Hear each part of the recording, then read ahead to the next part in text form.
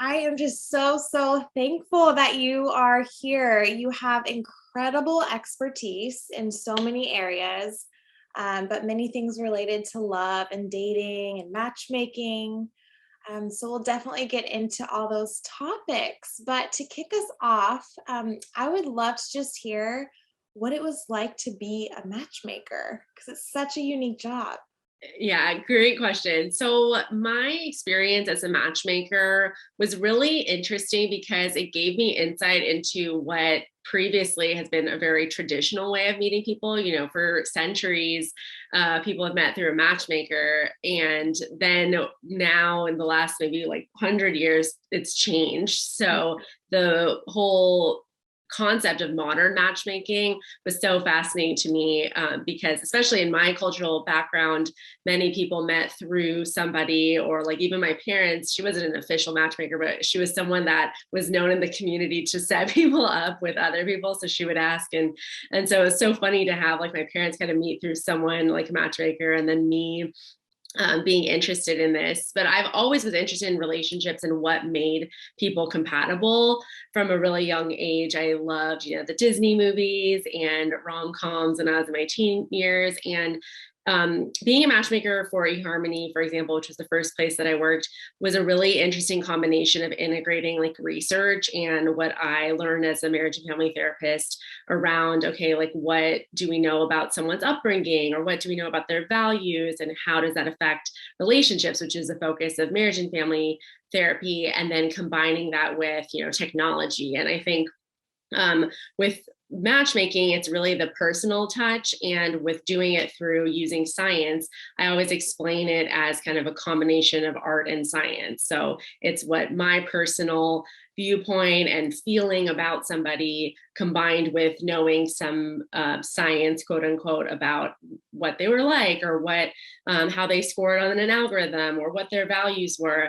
Sometimes people would come up as such a good match on paper, and then I would meet with my clients, potential match in person, and I would just get an odd feeling, or I'd be like, oh, I don't think my client would like their sense of humor, or whatever it was. So it's kind of an interesting, I think, expose on how technology in itself, we still need that human component. And as much as advances are getting in the world of technology, there's still that human component that's so important. It's not just, bit on paper, as we know. Sometimes I'd match people that I thought, these people are soulmates. They're exactly what they're looking for. And then they'd meet and there was just no spark. And then other times I would match people and it would just be like a wild card situation. And then they ended up married with kids. So I think that's the beauty and excitement about love, is that there's like mystery in why people are fit, and that we can also be more informed about how we go about the process.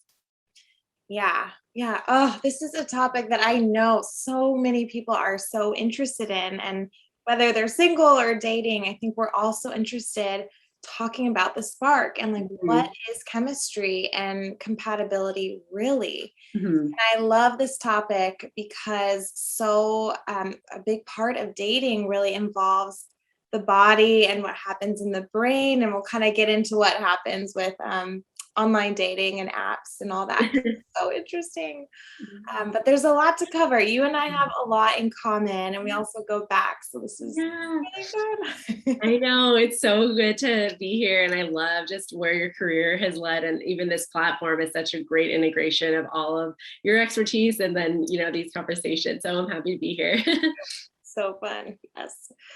Okay. Well, before we move on to other questions, I'm curious, was there any challenges or frustrating parts about helping people find love?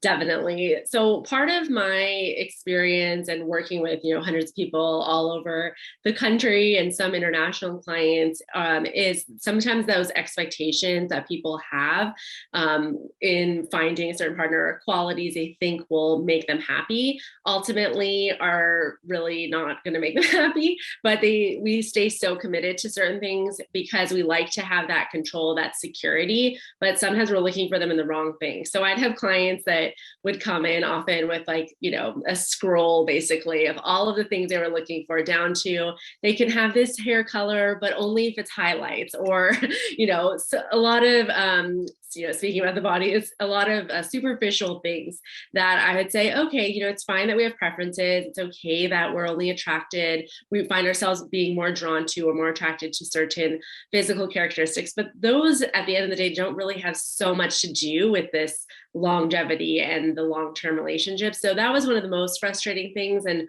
the second that's tied to it is when people try to find somebody that can quote unquote complete them. So they're looking for things that they lack. And instead of doing that work on themselves, they try to find that in a partner so that they don't really have to do the work. So an example I use pretty frequently with women is they're looking for that kind of financial security. That's one of the top things that women look for in a partner. And oftentimes, the stereotype and what is really common is that women aren't so financially literate. Maybe they're successful, but they don't feel that confidence of, the financial literacy that maybe like men do. So then they find that in somebody else. They don't really have to look into, oh, how do I invest my money? Where do I invest my money? How do I manage it?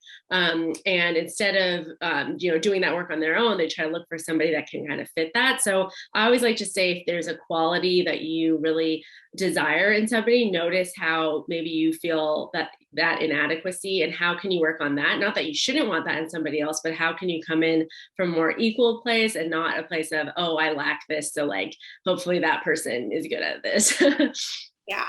Yeah. So definitely. Well, as you're talking, I'm thinking like with dating and with anything, there's like two parts of ourselves that operate. And one is like ego driven, like survival, that's the intense chemistry. And then there's the conscious part where Exactly. you can actually, breathe and slow down and think really about compatibility. And I love following you on Instagram. And for those listening, you'll have to check her out on Instagram because there's just amazing advice that you give.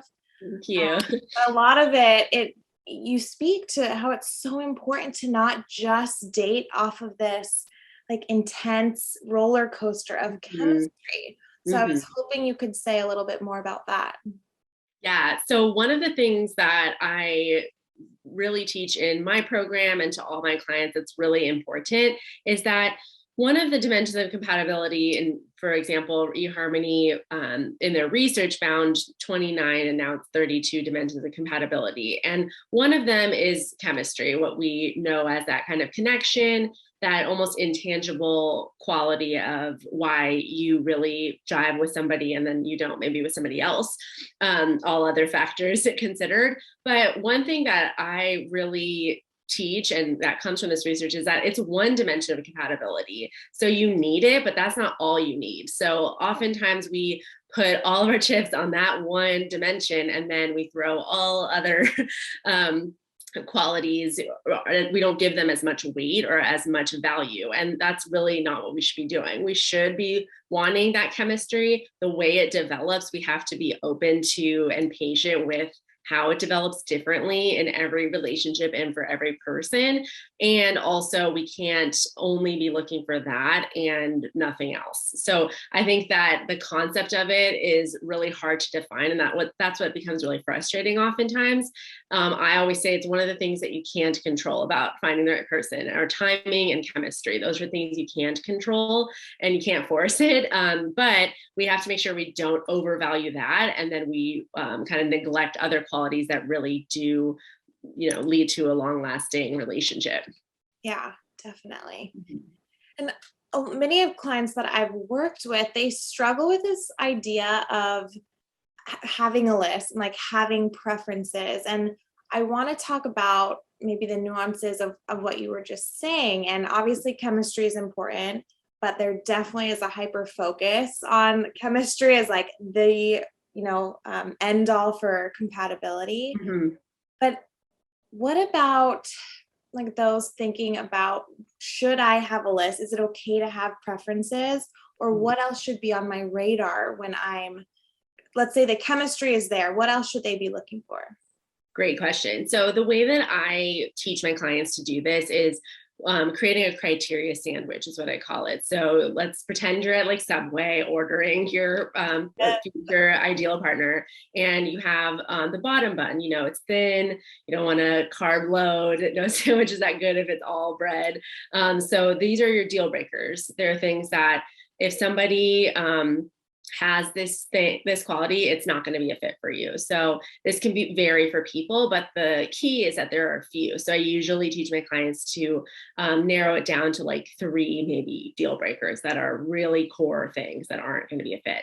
Then you go into kind of creating your sandwich. So this is the area of the like to haves, the middle of the sandwich. You can put as many things as you want there: lettuce, banana peppers, like whatever. You can put as many hobbies and interests. It would be cool if they, were a musician or whatever, things that don't have too much to do with these core values. You can add them in there. That way you have an idea of when somebody shares, oh, I love traveling, and they've gone to all these places, you light up, and that's a connection point. But that doesn't tell you if they're going to be, a great long-term partner or provide you those deep emotional needs that you hope to receive in a relationship.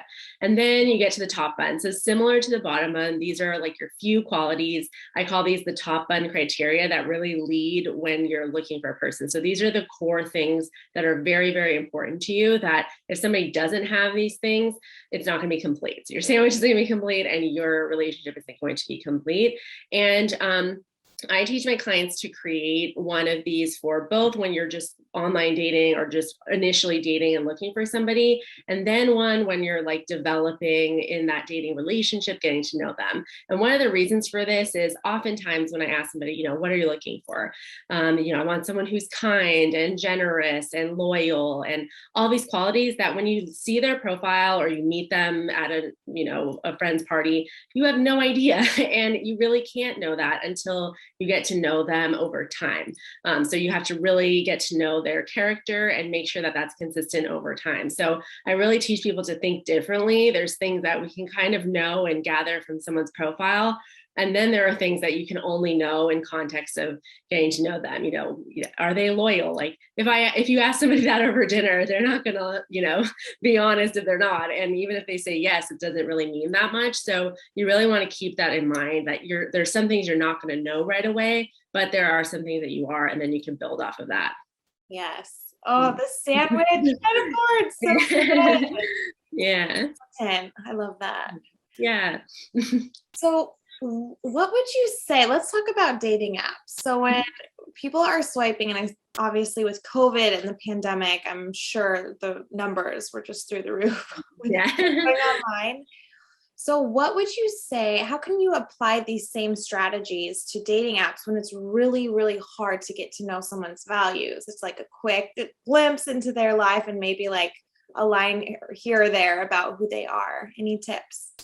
Yeah, great question. And the research, I actually read this recent research that 78% of couples that met in 2020 met online. So that's like such a huge, jump. It feels like, okay, that makes sense because there weren't too many other ways to meet, but that's such a huge like bump in research for online dating. And more recently, even before the pandemic, around 2 years ago, online dating had surpassed being introduced by friends as the primary way that people are meeting. So people are now, online dating is more of a norm than it was even a few years ago. And the research is also showing that the levels of like satisfaction in relationship, like longevity in marriages when they meet online, are actually increasing too. So it means that they're not just meeting, they're actually in happy relationships. And one of the reasons for that is that kind of pre-screening, that you can get to know a little bit more about a person than if you just met them randomly at a bar, which the statistics around that are around like 7% that you're going to end up in a long-term happy relationship. So the numbers are fascinating. The gap is huge. And so one of the things that I say around, like, when you create your criteria sandwich, you're really looking, when you're on the dating app, for those top bun criteria. I call it like a silver bullet swipe. So you want to be very laser focused when you're on these apps that have a lot of quantity, but you don't really know the qualities that in depth, is that you want to keep that very focused. So let's say a very important quality for you is like someone's job, or faith is a really big one. Like they share your faith. You want to go in laser focused for that criteria when you're looking through someone's profile. So automatically, if they don't fit your faith background, for example, you just know right away that they're not a fit. This helps you to be more focused and more streamlined, and it keeps you from analyzing someone's two-dimensional, version of themselves too in-depthly. So you kind of put them in one category of, okay, they kind of are fit based on this thing. Now I want to get more information. So that's one thing I really recommend. Oftentimes what happens is we're projecting a lot on someone's profile, but we don't really know too much about them. And we're assuming things without actually connecting with them. And that's one of the pitfalls of online dating. So you want to just gather the information that you can based on your criteria, then take it to the next stage, and ultimately use the dating app as a tool to get through to actually meeting and connecting, because the chemistry can't happen over texting and messaging. You have to have that meeting. So the more, and I really emphasize on moving through that and teaching people how to move through it so that you can get to seeing if someone's actually good fit for you. Yeah, that's very, very helpful. So with apps, if let's say someone finds someone, there's chemistry, they go on a date, and I think we could spend hours talking about red flags and kind of like what to look out for. And again, you provide some great content around this. But if you were to summarize maybe just a few, 2 or 3 red flags to just help listeners notice in themselves if they're going into more of like a trauma spiral, or if it's some attachment stuff is coming out, what would you say those flags would be?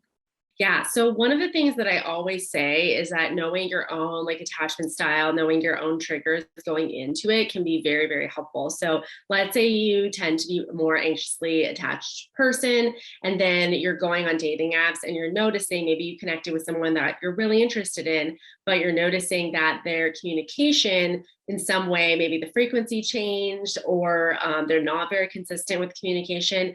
You might assume right off the bat that they might be a little bit more avoidant, or they might put you in that place where you're a little bit more triggered to want to pursue and be the driving force, and rather than allowing a natural connection to form. So one of the red flags I say to look for is that inconsistent communication. Either this can come through, maybe they don't write anything on the profile. If they don't write anything on a profile, I usually say, if it looks like you might really be interested, then make sure that in the messages, there's a lot of engagement. If they don't write anything and there's no engagement, it's probably not, you're going to have to put a lot of time and energy just to get to a point that you actually would be interested in meeting them. And the intention around that is okay, what are you using this app to really build a connection, or are you using it in another way? So one of those red flags is that inconsistent communication or a change in the frequency of communications.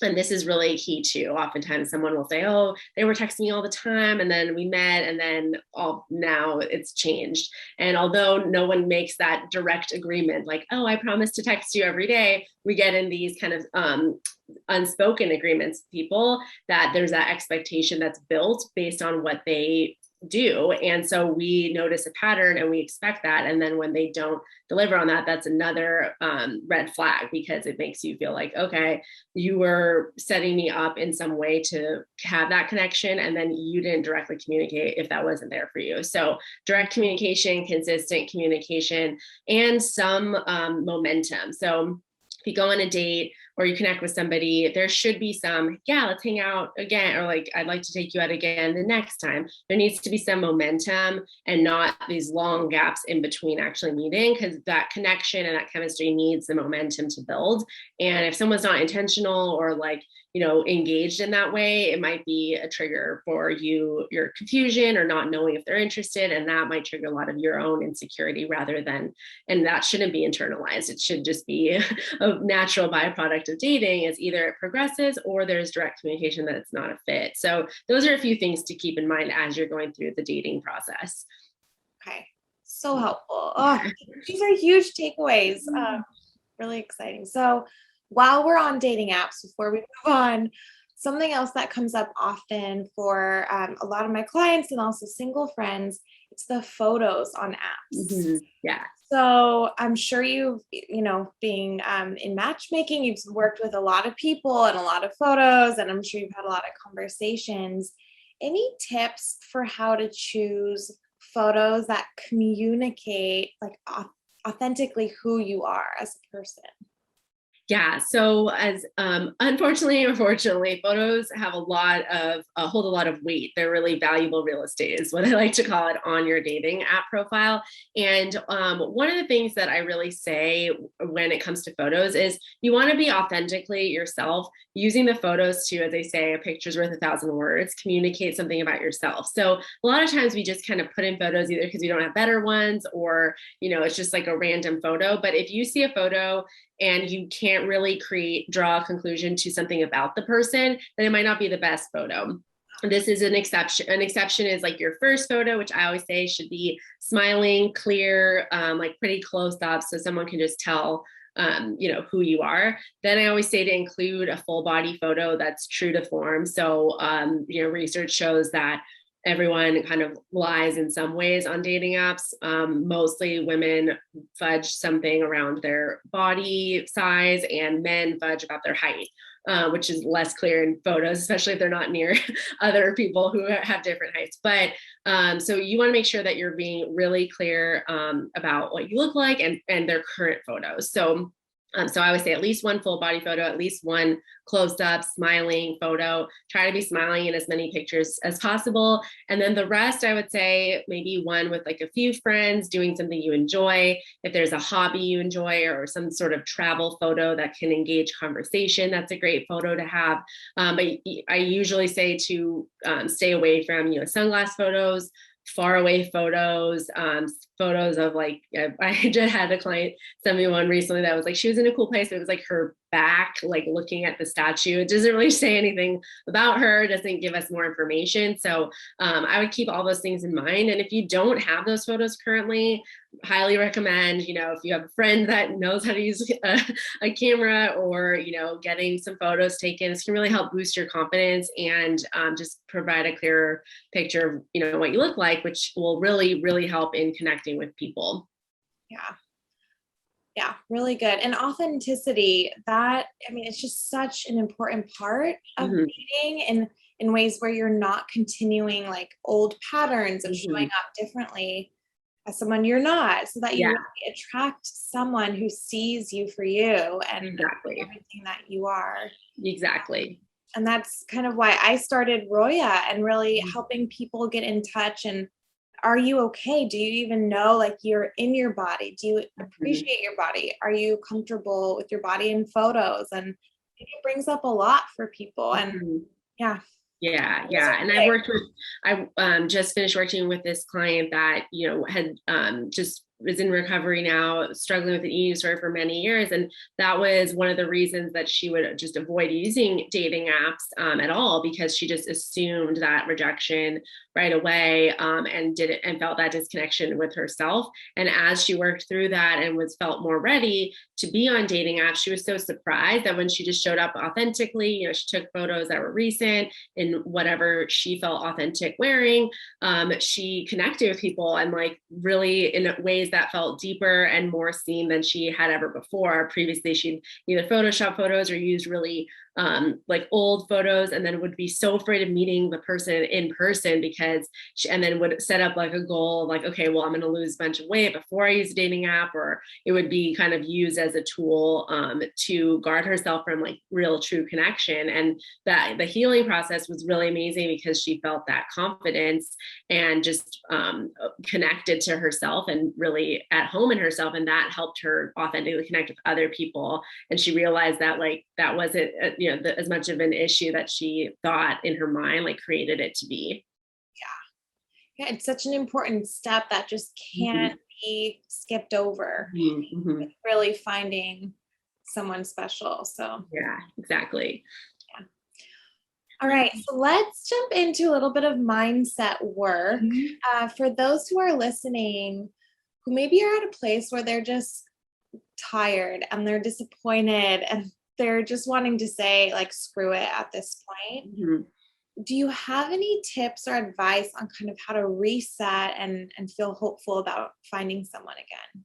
Yeah, and I definitely hear that frustration very frequently, and it's understandable. And one of the reasons I think this happens is because, and now experts have termed this as dating app fatigue, and this existed, years ago. Even as we've used dating apps for maybe like 10 plus years, they've been more frequently used. But one of the reasons I think this happens is because people go all in with dating apps, similar to how people go quote unquote all in with like fitness. Like, it's January 1st, New Year's resolution, everyone gets a gym membership. Very similar pattern we see with dating apps. And people say, okay, I'm going to find my person now. I'm going to commit this month or 3 months or whatever time period you have in your mind. And I'm going to go all in. I'm going to download every app. I'm going to talk to millions of people. And what this leads to is burnout. So it's similar to, people that say, okay, I'm going to reach this fitness goal. So I'm going to go, my first day for 5 hours. Okay. What does that do? It leads you no closer to your goal. You don't walk out with some, picture of how you look. And you're burnt out. Maybe you're injured. And this is what people do with dating apps all the time. And so I call this the dating app, Disneyland dating. It's the dating app roller coaster. You kind of go all in, you download the apps, you get burnt out. There's way too many people. You can't even get yourself to a place in conversation where you actually want to meet any of them. And then you say, okay, well, I'm done. So you go to swing to the other end of the pendulum. You delete all the apps. You swear off dating. And then you kind of get lonely again. You're like, maybe I should give it another shot. And you just kind of continue in this pretty toxic cycle. So what I really teach is how to integrate, and I'm sure in your audience and platform, this is huge, that holistic perspective of integrating dating into your life the same way you would any other goal. So like, let's say, you wanted to drink more water, you'd, maybe get a water bottle, like you'd be more intentional. Okay, I'm going to 5 minutes, I'm going to pour this water in the morning. I'm going to do my whatever, lemon water. Then same thing with dating. Like, okay, I'm going to block just like 10 minutes of using this one dating app a day.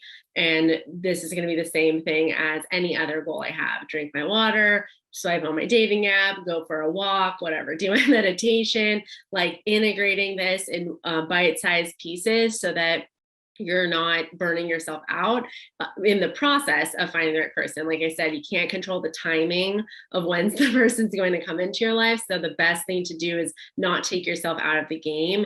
And the way to do that is not burning yourself out with dating apps and using all of them. So being more intentional, breaking it down, and actually getting to see and humanize the people that you are connecting with to see if they're, your person. So important. And I talk a lot about burnout Mm-hmm. and how our bodies, our nervous systems can actually get almost addicted to that roller coaster that you're talking about, like going all in until it's just way too much energy. And of course we have to pull back, or our bodies force us to. We get tired, we get disappointed. Yeah, exactly. So, and I always say, like, the way you do one thing is usually how you show up to other things in your life. So I love that.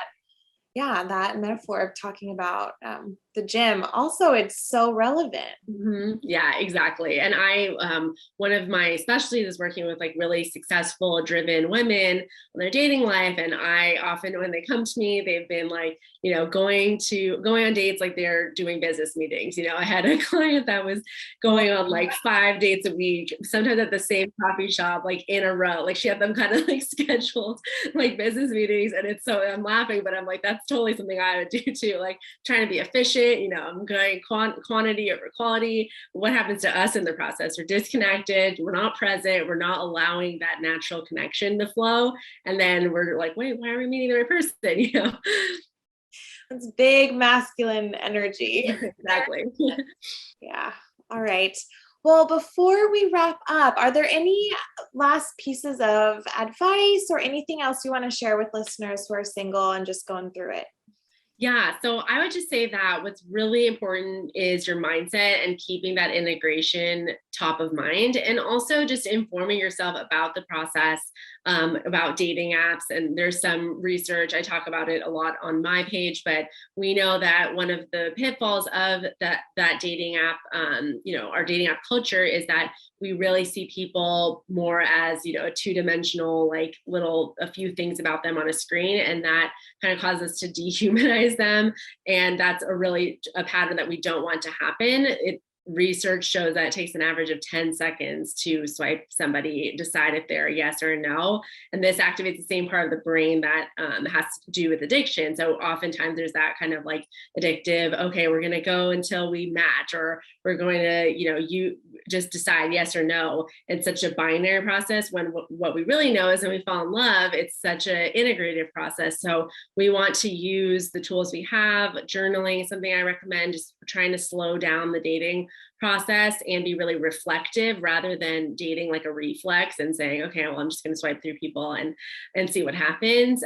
So just trying to be more intentional will help you feel like you're growing through the process and meeting someone that really feels like an aligned fit long-term through the process.